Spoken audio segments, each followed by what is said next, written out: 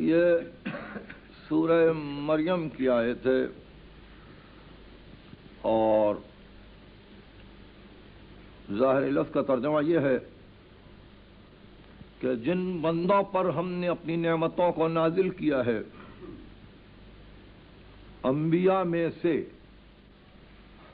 جو ذریت آدم میں ہیں اور جو نوح کے ساتھ کشتی پر سوار تھے، یا وہ ذریتیں جو ابراہیم اور اسرائیل کے سلسلے میں پھیلیں، یہ سب کے سب وہ بندے ہیں کہ جب ان پر رحمان کی آیتوں کی تلاوت کی جاتی ہے، اذا تتلی علیہم آیات الرحمن خروا سجدا وبکیا، روتے روتے سجدے میں گر پڑتے ہیں۔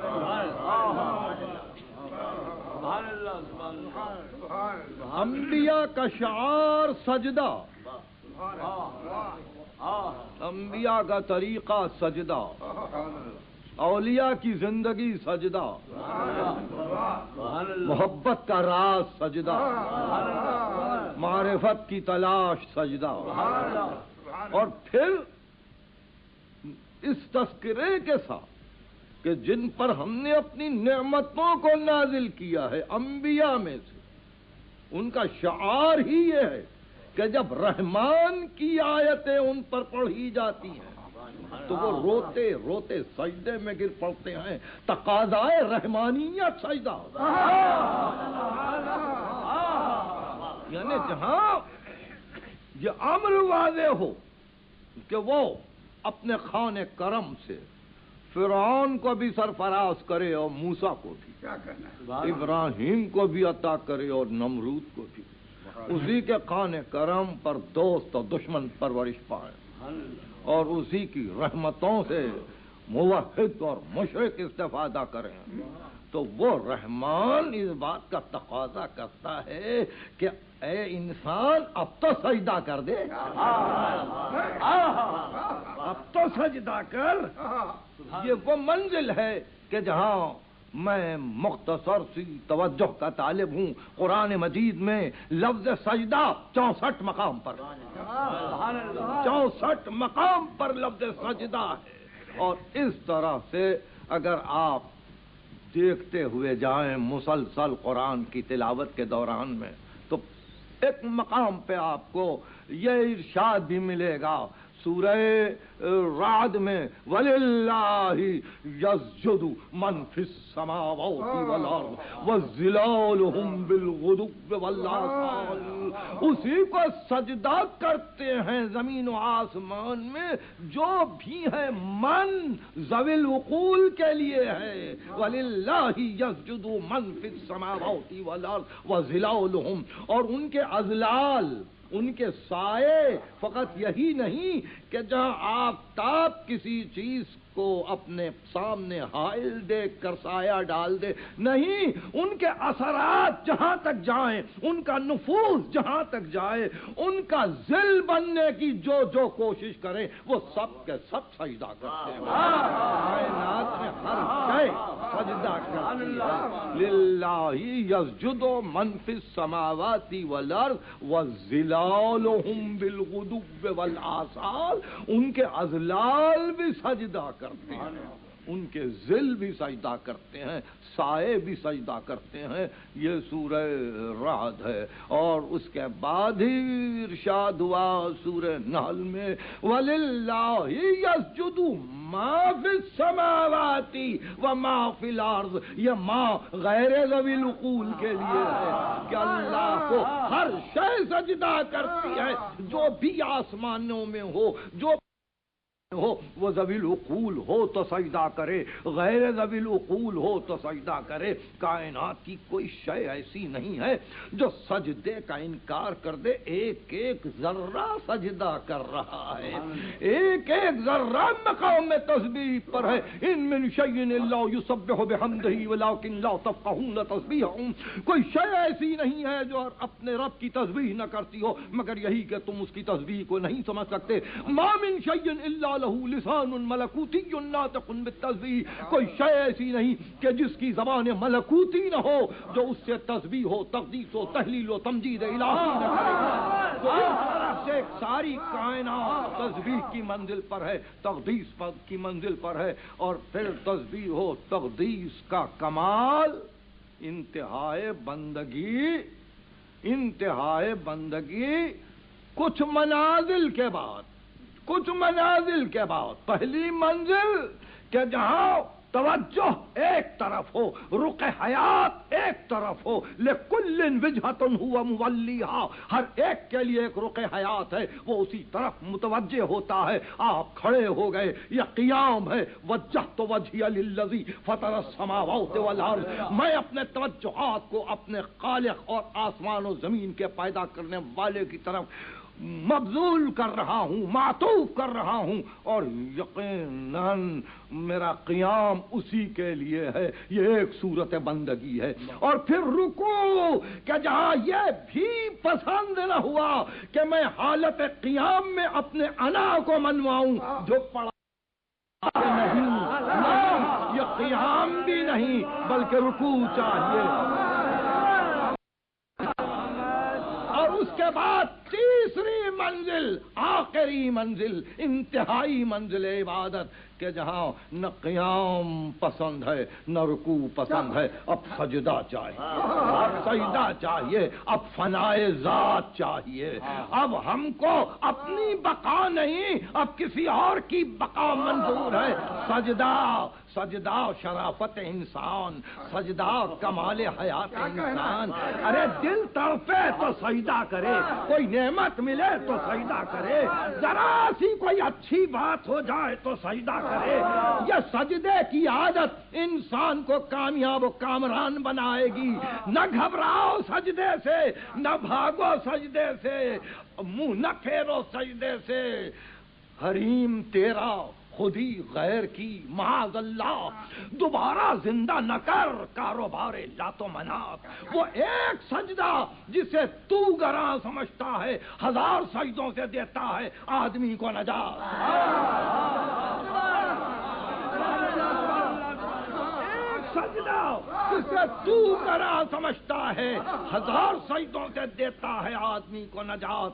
تو اس طرح سے انسان اپنی ساری زندگی میں ان لمحات کی قدر کرے کہ جہاں دل تڑپ کے یہ چاہے کہ چلو سجدہ کریں، چلو سجدہ کریں۔ یعنی یہ ضروری نہیں ہے کہ وقت سجدہ آئے، یہ ضروری نہیں کہ وقت عبادت رہے، بھئی ذرا سی نعمت ملی سجدہ، ذرا سی عطا نظر آئی سجدہ، ذرا سی خوشی معلوم ہوئی سجدہ، نہیں ذرا سا غم آ گیا سجدہ، ذرا سا اندوہ پیدا ہو گیا سجدہ۔ تو غم و ہم میں اور خوشی اور مسرت میں سجدے کی عادت یہ انبیاء کا شعار ہے، مگر اس کے ساتھ قرآن نے کہا یوں سجدہ نہیں کرتے، روتے روتے سجدے میں گر پڑتے ہیں، روتے روتے سجدے میں گر پڑتے ہیں۔ تو رونا اور سجدے میں گرنا یہ انبیاء کا شعار ہے۔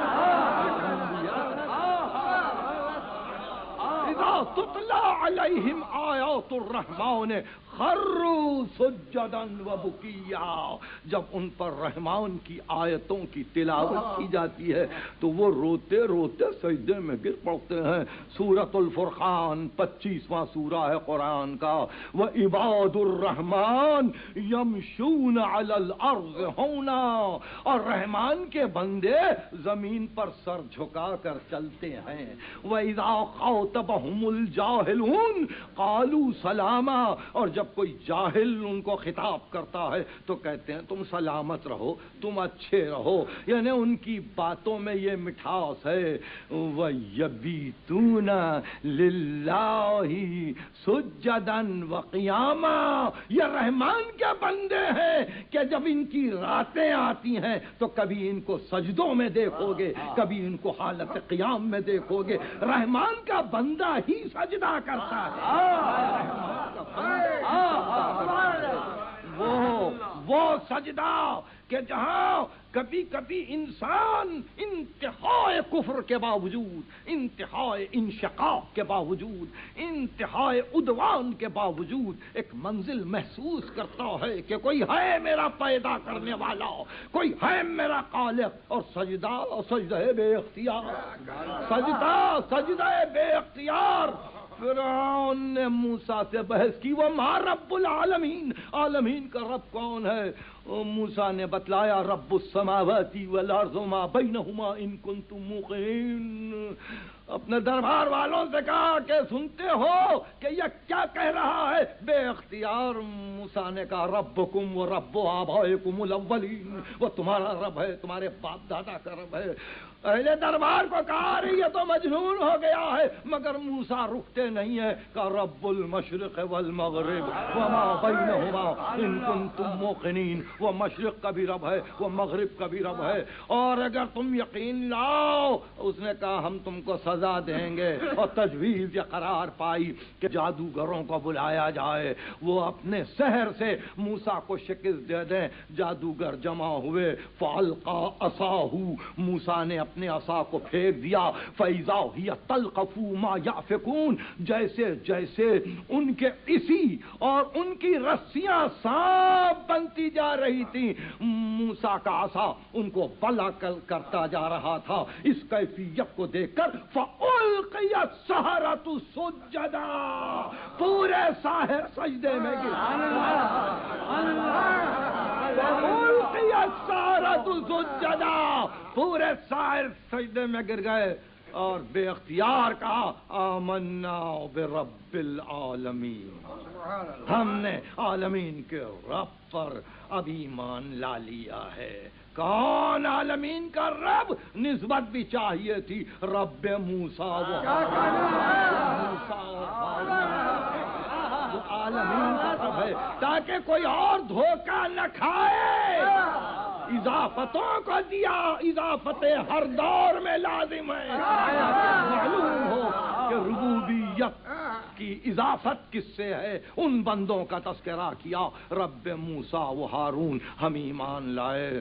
فرعون نے بگڑ کے کہا، آمنتم قبل ان آذن لکم، تم میری اجازت کے بغیر ایمان لائے؟ اچھا، لأقطعن ایدیکم وارجلکم من خلاف، اب میں تمہارے ہاتھ اور پاؤں کو مختلف سمتوں سے کاٹوں گا، سیدھا ہاتھ بایاں پاؤں اور بایاں ہاتھ سیدھا پاؤں، وَلَأُصَلِّبَنَّكُمْ، اور تم سب کو سولی پر چڑھا دوں گا۔ تو چونکہ سجدہ کر چکے تھے، اب سجدے کی طاقت یہ ہے کہ بے اختیار کا لا زیر انا الی ربنا منقلبون، اب ہم کو ڈر نہیں ہے، ہم اپنے رب کی طرف آ چکے ہیں۔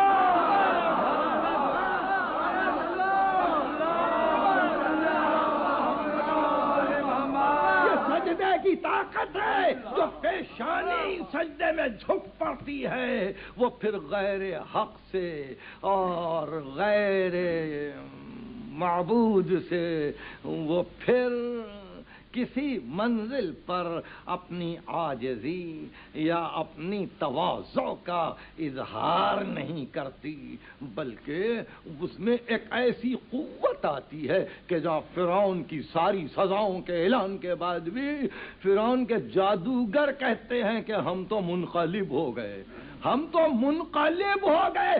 سجدہ بدل دیتا ہے ہستی کو، سجدہ بدل دیتا ہے فطرت کو، سجدہ منقلب کر دیتا ہے فطرت کو۔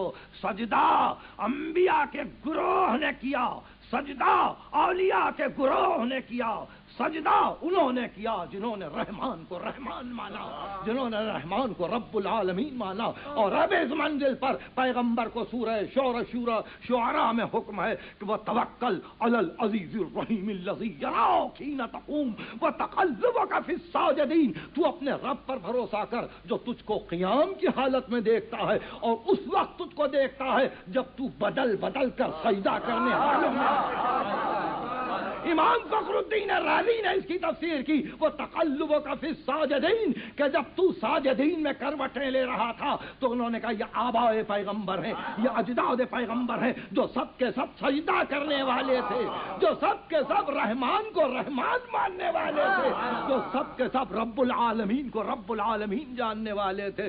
پیغمبر کے آبا و اجداد ساجدین میں تھے، ساجدین میں تھے، وہ جن کو پیغمبر نے ادب سکھلایا۔ ان کا عالم یہ ہے کہ قرآن نے جب ان کا قصیدہ شروع کیا تو آواز دی، ان سورہ توبہ، ان اللہ اشترى من المؤمنین انفسهم واموالهم بان لهم الجنہ، اللہ نے صاحبان ایمان سے ان کے نفوس کو اور ان کے اموال کو خرید لیا ہے، یہ کہہ کے کہ اب ابدی نعمتیں دیں گے۔ یقاتلون فی سبیل اللہ ویقتلون ویقتلون، اللہ کی راہ میں قتال کرتے ہیں، قتل کرتے ہیں اور قتل ہو جاتے ہیں، قتال کرتے ہیں، قتل کرتے ہیں، قتل ہو جاتے ہیں۔ وعدا علیہ حقا فی التوراۃ والانجیل والقرآن، اللہ کا یہ وعدہ حق ہے تورات میں، انجیل میں اور قرآن میں۔ ومن اوفی بعہدہ من اللہ، اللہ سے بڑھ کر وعدے کا پورا کرنے والا کون ہے؟ فاستبشروا ببیعکم الذی بایعتم بہ، ذلک هو البیع العظیم، فوز العظیم۔ بس سنو کہ تمہارے لیے یہ فوز عظیم ہے، اس سودے پر ناز کرو۔ یہ کون ہے؟ قتل ہونے والے، قتل کرنے والے، قتال کرنے والے، نفسوں کو بیچنے والے، یہ کون ہے؟ التائبون العابدون الحامدون السائحون الساجدون، یہ توبہ کرنے والے، یہ روزہ رکھنے والے، یہ حمد کرنے والے، یہ عبادت کرنے والے، یہ سجدہ کرنے والے، الآمرون بالمعروف الناہون عن المنکر والحافظون لحدود اللہ وبشر المؤمنین، یہ معروف کا حکم دینے والے، یہ منکر سے روکنے والے، یہ حدود الہی کی حفاظت کرنے والے ہیں۔ ان صاحبان ایمان کو خوشخبری دو۔ تو آپ نے دیکھا کہ یہاں بھی سجدے کی منزل تائبین کے بعد ہے، عابدین کے بعد ہے، حامدین کے بعد ہے، سائحین کے بعد ہے، راکعین کے بعد آخری منزل عمل ساجدون، سجدہ کرنے والے۔